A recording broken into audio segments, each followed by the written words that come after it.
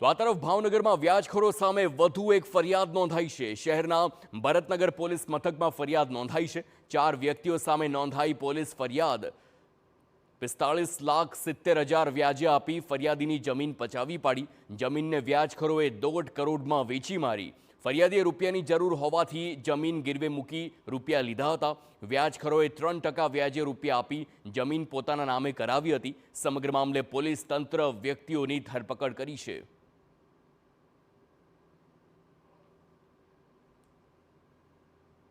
જાણવા મળ્યું કે તેઓની જે ફાધરની જે જમીન હતી તે જમીન જે છે આ કામના જે ત્રણેય જે આરોપીઓ જે છે તેણે વસંતબેન મંગુકિયાના નામે 1.5 કરોડમાં વેચી દીધેલાની તેઓને હકીકત જાણવા મળી।